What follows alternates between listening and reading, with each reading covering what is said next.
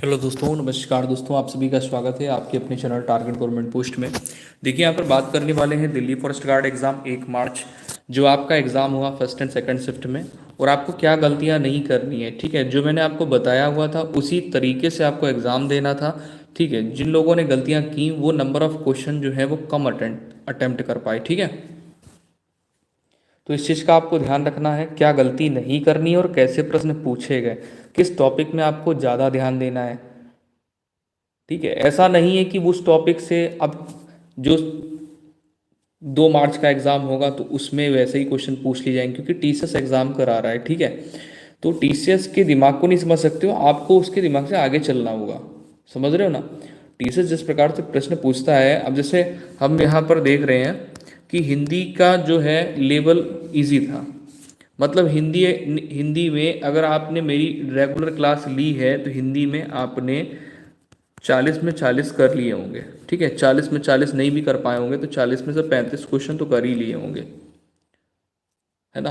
भाई जिनका जिनका एग्ज़ाम था वो भी मेरे को बोल देना एक बार, और कमेंट सेशन में मेरे को क्वेश्चंस ज़रूर भेजना, क्योंकि बहुत कम क्वेश्चंस भेजे हैं, ऐसे काम नहीं चल पाएगा। भाई क्वेश्चन आप लोग जब भेजोगे, सभी से रिक्वेस्ट है कि क्वेश्चन जरूर भेजें। जिनका 2 मार्च को एग्ज़ाम है, कल की डेट में है, वो लोग भी क्वेश्चन भेजा करें भाई, ठीक है। मैं पोस्ट डाल देता हूँ, यूट्यूब पे पोस्ट डाल देता हूँ, उस पोस्ट में अपने क्वेश्चन को भेजें, ठीक है, जिससे कि उसका एनालिसिस करा जा सके और आपको ये आइडिया मिल पाए कि आपने कितने क्वेश्चन सही किए हैं, और जो जिनका आगे एग्ज़ाम है उनको भी जानकारी हो सके कि कैसे क्वेश्चन पूछे जा रहे हैं, ठीक है। तो अगर आप किसी की हेल्प कर रहे हैं, आपकी भी हेल्प हो रही है, ठीक है।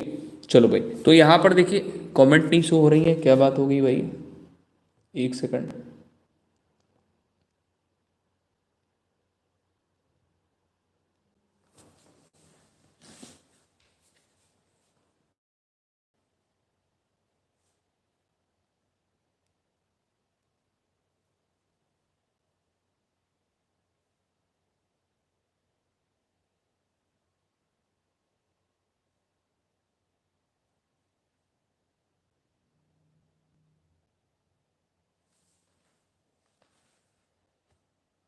चलिए देखिएगा, हिंदी की अगर बात करें तो अगर आपने रेगुलर क्लास ली है तो आपको कोई दिक्कत नहीं होगी। इंग्लिश में मॉडल पेपर के अकॉर्डिंग ही पेपर आया है, मॉडल पेपर के अकॉर्डिंग ही पेपर आया है। कॉम्प्रिहेंशन में आपको 3 से 4 क्वेश्चन मिले हैं करने को, ठीक है। 3 से 4 क्वेश्चन इसमें मिले हैं, 4 क्वेश्चन के आसपास बोला जा रहा है कि 4 क्वेश्चन थे कॉम्प्रिहेंशन में, ठीक है।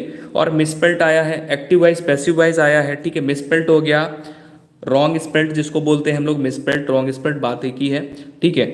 एंटोनिम सिनोनिम्स हो गया, अपोजिट वर्ड सिनोनिम्स आपका एंटोनिम्स में आ जाता है, ठीक है। एंटोनिम्स अगर आप पढ़ रहे हो तो उसमें अपोजिट वर्ड भी आपका हो जाता है, ठीक है। और अब यहाँ पर देखिए एक्टिव वाइज पैसिव वाइज भी आपको ध्यान देने होंगे, 3 से 4 एक्टिव वाइज पैसिव वाइज, ठीक है। तो ये सब चीज़ें आपको अच्छे से पढ़ लेनी है। मतलब मॉडल पेपर जो मैंने आपको करवाया है उसी मॉडल पेपर पर ही आधारित पेपर आपको देखने को मिला है।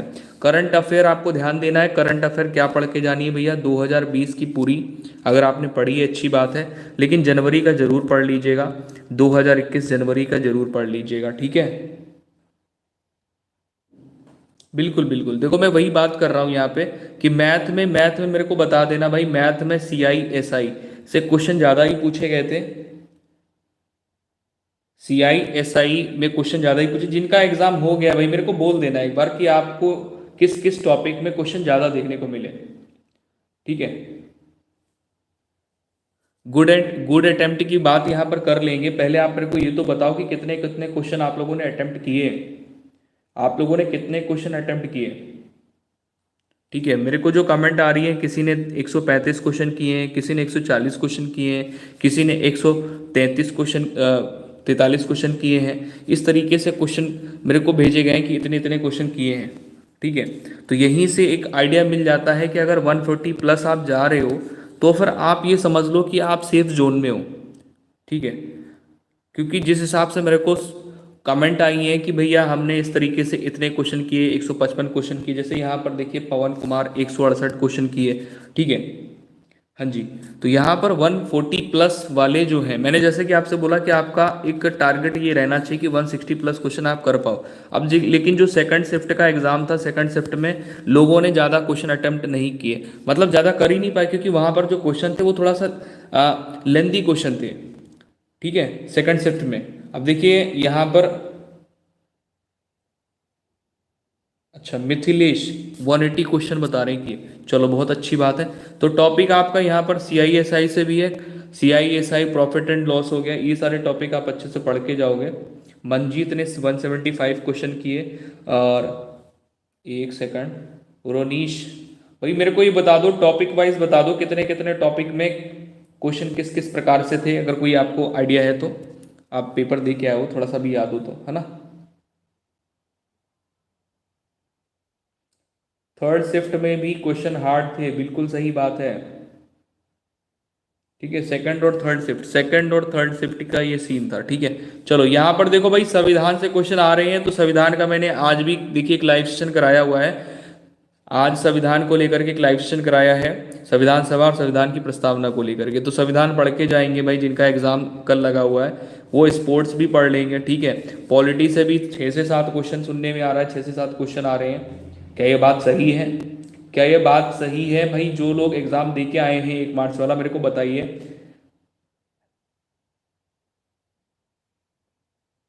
देखिए रोशनी, CISI ज्यादा था, चलिए धन्यवाद बताने के लिए।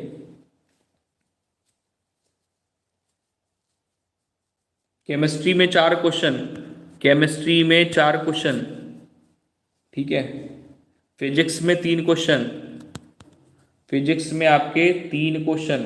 CISI के जो क्वेश्चन मिले हैं वो 5 से 6 क्वेश्चन सुनने में आ रहे हैं, 5 से 6 क्वेश्चन आए हैं। ठीक है,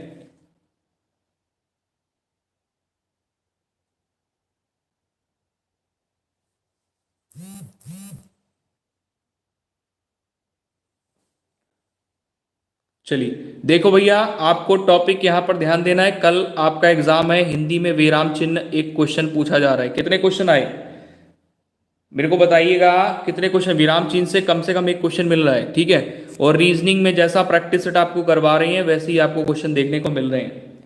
ठीक है, कैलकुलेट, अच्छा अच्छा, मैथ कैलकुलेटिव बहुत थी। मैथ जो है ना कैलकुलेटिव बहुत थी, सेकंड वाले शिफ्ट में, थर्ड वाले शिफ्ट में। चलो भाई अब क्वेश्चन कुछ देख लेते हैं, जो मेरे को क्वेश्चन मिले हैं वो मैं देख लेता हूँ, आप लोग भी देखिएगा और बताइएगा क्वेश्चन ये था एग्जाम में कि नहीं था। ठीक है, भारत का लघु संविधान, ये आपका 42वां संविधान है। चलिए यहाँ पर देखिए अगला क्वेश्चन यहाँ पर है, डॉक्टर भीमराव अंबेडकर ने संविधान की आत्मा किसे कहा है? तो अनुच्छेद ये आपका 32 हो जाएगा। ठीक है, इससे संबंधित होगा। एक कोशिकीय जीवों में जनन, तो यहाँ पर अलैंगिक जनन ऑप्शन अगर होगा तो ये राइट आंसर करेंगे। ठीक है,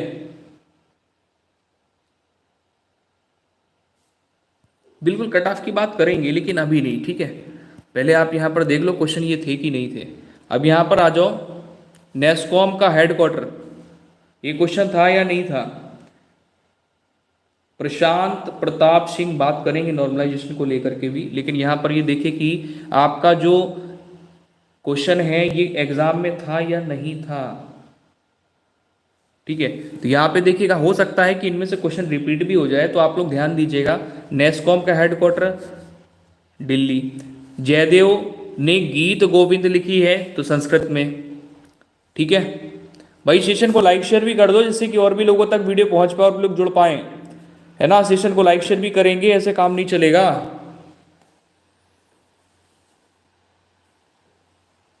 चलिए यहां पर दिया गया है, इंद्रधनुष एक्सरसाइज से भी क्वेश्चन पूछे जा रहे हैं। तो ये जो है इंडिया और यूके की, बिल्कुल इंद्रधनुष एक्सरसाइज की बात यहाँ पर इस तरीके का क्वेश्चन पूछा गया। देखो जो मेरे मेरे को कमेंट में मिल रहे हैं, मेरे को मैं आपको बता रहा हूँ, जो मेरे को कमेंट मिल रहे हैं वो मैं आपको बता रहा हूँ। ठीक है, तो इससे रिलेटेड अगर आपका क्वेश्चन था तो वहाँ पर ऑप्शन आपका ये होगा। नेक्स्ट क्वेश्चन यहाँ पर है, एमएसपी कब गवर्नमेंट ऑर्डर बना? एमएसपी कब गवर्नमेंट ऑर्डर बना? ठीक है, तो यहां पर देखिए ऑप्शन अगर 1966 था तो ये राइट करेंगे, या फिर 1965 में मुहर लगी थी। ठीक है, 19 अक्टूबर, 19 अक्टूबर 1965। जेपी नड्डा बीजेपी के 11वें अध्यक्ष बने, तो जेपी नड्डा बीजेपी के कौन से अध्यक्ष बने हैं, इसको लेकर के क्वेश्चन था या नहीं था?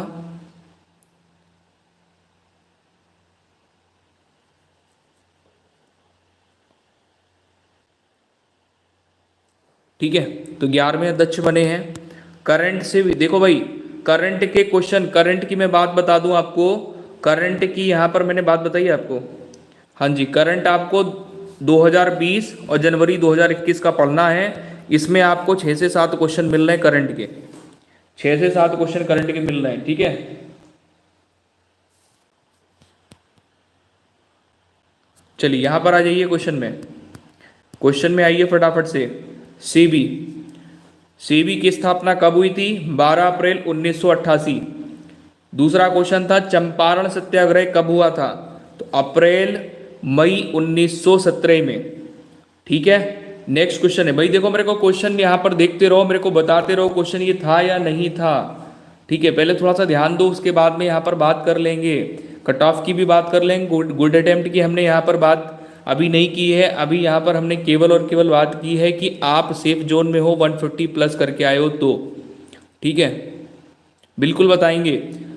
यहाँ पर आ जाओ, कोल इंडिया लिमिटेड के चेयरमैन, कोल इंडिया लिमिटेड के चेयरमैन प्रमोद अग्रवाल, ठीक है, प्रमोद अग्रवाल। नेक्स्ट अगला क्वेश्चन, ये चौथा नंबर है, भारत का मिनी या लघु संविधान किसे कहते हैं? पीडीएफ इसका मैं शेयर कर दूंगा टेलीग्राम पे, ठीक है। यहां पर देखिए, भारत का मिनी या लघु संविधान किसे कहते हैं? तो यहां पर 42वां संविधान संशोधन अधिनियम 1976 को। नेक्स्ट आ जाओ भाई, यहां पर देखिए कोविड से रिलेटेड आपका एक क्वेश्चन पूछा गया था, MICR द्वारा हाल ही में निर्मित वैक्सीन कौन सी थी? तो यहां पर कोवैक्सीन राइट आंसर हो जाएगा। नेक्स्ट क्वेश्चन यहां पर है छठा नंबर,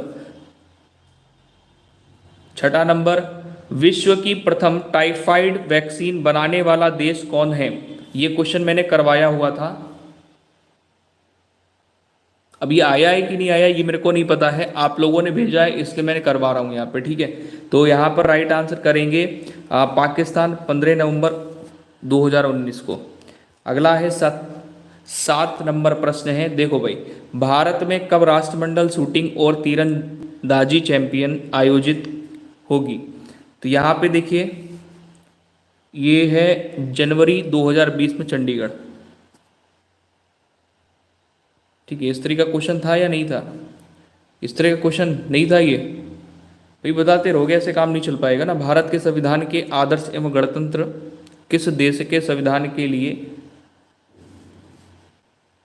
है ना, किस संविधान से लिए गए हैं, सॉरी, भारत के संविधान के आदर्श एवं गणतंत्र किस देश के संविधान से लिए गए हैं? तो फ्रांस के संविधान से लिए गए हैं। अगला 9वां नंबर क्वेश्चन है, अनुच्छेद 338 संबंधित है,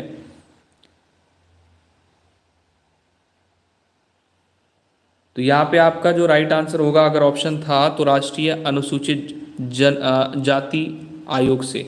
अगला है, अजंता गुफा संख्या 13 के चित्र किस काल से लिए गए हैं?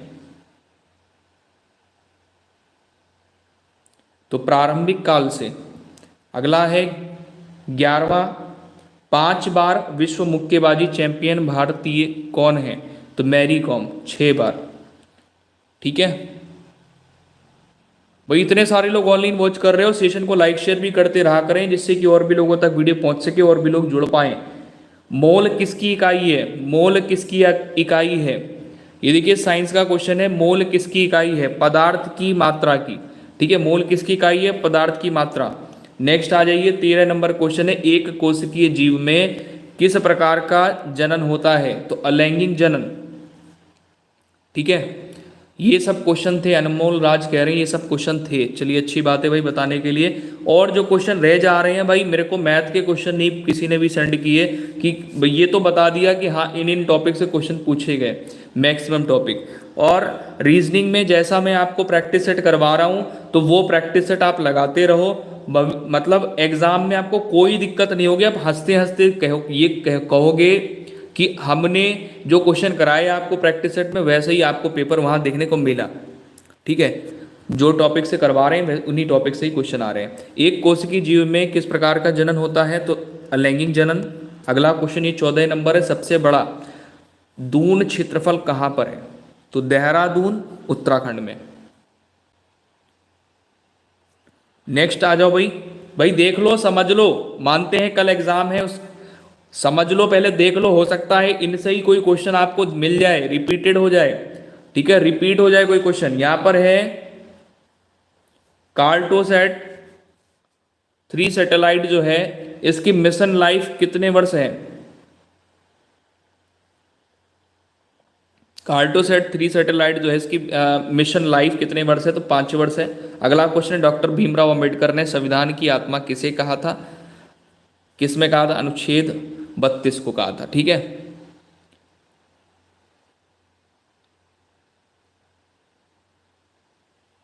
अच्छा अच्छा अच्छा। चलो नेक्स्ट है आपका 17 नंबर है, भारत में फूलों की घाटी कहाँ पर है? भारत में फूलों की घाटी उत्तराखंड में है। नेक्स्ट है आपका, भारत में सबसे अधिक वन क्षेत्रफल किस राज्य में है?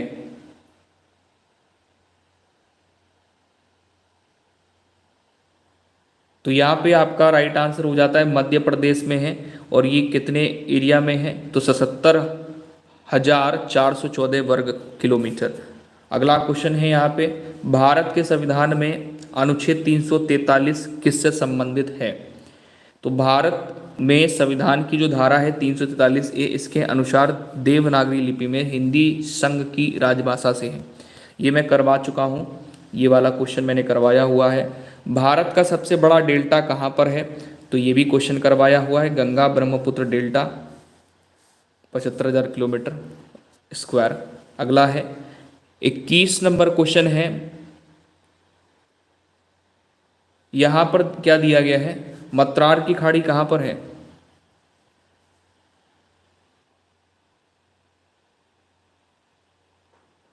यही है ना? तो यहां पर मत्रार की खाड़ी तमिलनाडु राज्य में। ठीक है, नेक्स्ट आ जाओ भाई, 42वां संविधान संशोधन कब हुआ था? तो 1976 में। ठीक है, ये क्वेश्चन आपने वही मैं यहां पर कहूं, मन्नार होगा, मन्नार, वही मन्नार, मन्नार की खाड़ी। वही मुझे लग रहा था, मैंने कहा ये क्या लिखा हुआ है। अच्छा, ये भी मेरे मेरे को बच्चे द्वारा भेजा गया है। ठीक है ना, ये भी मेरे को बच्चे द्वारा भेजा गया है, तमिलनाडु राज्य में। ठीक है, मन्नार है, सॉरी। ठीक है, चलो। तो देखो भाई, यहाँ पर ये जो प्रश्न आपके सामने आए, ये तो प्रश्न थे ही थे। और बाकी मैं आपसे कहना चाहूँगा, कल का एग्ज़ाम आप जब दोगे 2 मार्च वाला, तो आपको देना कैसे एग्ज़ाम? मैंने जैसा आपको पहला स्ट्रेटजी बताई हुई थी कि एग्ज़ाम देने का तरीका क्या होता है, कि आप पहले क्या करोगे भैया, पहले आप हिंदी के क्वेश्चन कर लो। ठीक है, उसके बाद आप क्या करो, उसके बाद इंग्लिश कर लो, या फिर आप जीए कर लो। ठीक है, मैं जितना बता रहा हूँ, अगर आपको इंग्लिश आती है तो आप इंग्लिश पहले कर लो, मतलब ये क्वेश्चन आपके पहले हो जाएंगे। ठीक है, फिर आप क्या करो भैया, रीजनिंग करना। क्या करना? रीजनिंग करना। मैथ मत करना, मैथ पहले मत उठाना, क्योंकि 200 क्वेश्चन है, 2 घंटे में करना है। ठीक है, तो भैया जो बहुत अच्छा बंदा होगा, पता चला उसने मैथ पहले उठा ली है, उसके बाद उसने रीजनिंग उठा ली, उसके बाद अगर उसने हिंदी उठाई, ठीक है, तो फिर इतने में ही पूरा टाइम चला जाएगा, इतने में ही पूरा टाइम चला जाएगा।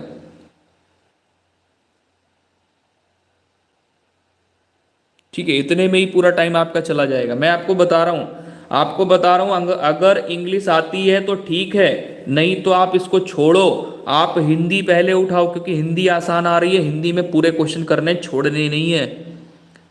ठीक है, और मैं एक बात और बता दूं, अगर आपकी स्पीड अच्छी है, स्पीड अगर अच्छी है, तो आप पहले रीजनिंग कर लो। स्पीड बहुत अच्छी, मतलब जो बैंक वैंक वाले एग्जाम देते रहे, उनकी स्पीड बहुत अच्छी होती है। तो रीजनिंग आपने पहले कर ली, उसके बाद में आपने मैथ उठाया, जो क्वेश्चन आते जा रहे हैं आप उसको फटाफट करते जाओ। ठीक है, उसके बाद मैं इसलिए बता रहा हूं, उनकी बात कर रहा हूं जो एसटी कम देते रहते हैं। ठीक है, जो एसटी कम देते रहते हैं, अगर आप नंबर ऑफ कम क्वेश्चन कर पा रहे हो तो आपका कॉन्फिडेंस लेवल लो हो जाएगा। इसलिए कहा कि हिंदी आप पहले करो, उसके बाद में इंग्लिश कर लो, या फिर आप जीए कर लो, उसके बाद में आप रीजनिंग कर लो। ठीक है, उसके बाद में आप मैथ करो। भाई एक्सपेक्टेड कट ऑफ के लिए कुछ कहा नहीं जा सकता, 140 प्लस पे रहो। ठीक है, अभी 140 प्लस पे हो तो आप सेफ जोन में हो। अभी ये भी नहीं कह सकते कि जनरल क्या रहेगा, ठीक है, एससी का क्या रहेगा, एसटी का क्या रहेगा, और ओबीसी का क्या रहेगा। ठीक है, आप लोग पहले एग्जाम दो, और फीमेल का क्या रहेगा अभी कुछ नहीं कहा जा सकता। ठीक है,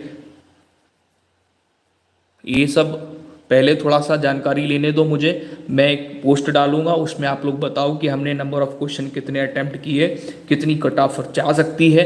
ठीक है, सबके सलाह से ही ये बात होगी कि भाई कितनी कट ऑफ रहनी, मतलब हो सकती है, एक्सपेक्टेड कट ऑफ कितनी हो सकती है। ठीक है, सेफ जोन तो अभी यही है कि 140 प्लस करके आ रहे हो तो सेफ जोन हो, क्योंकि बाकी यहाँ पर हम देखने को ये मिल रहा, हमें ये देखने को मिल रहा है कि हम जो मैसेज देख रहे हैं, किसी का 33 है, किसी का 28 है, किसी का 53 है, किसी का 55 है, किसी का 47 है, लेकिन बाकी अभी काफ़ी लोगों ने कमेंट किया, किसी अभी जो है 76, 62, ठीक है, अभी 80, 170, वो तो ठीक है, स्पीड पे डिपेंड करता है, ठीक है, लेकिन वो बाद में ही पता चलेगा, अभी कुछ कह नहीं सकते। ठीक है, तो कट ऑफ की भी बात करेंगे। ठीक है, और आपके सेफ जोन की मैंने आप बता दिया है कि 140 प्लस पे हो तो आप सेफ जोन पे हो, टेंशन मत लेना, कोशिश ये करना 160 प्लस पहुंचो।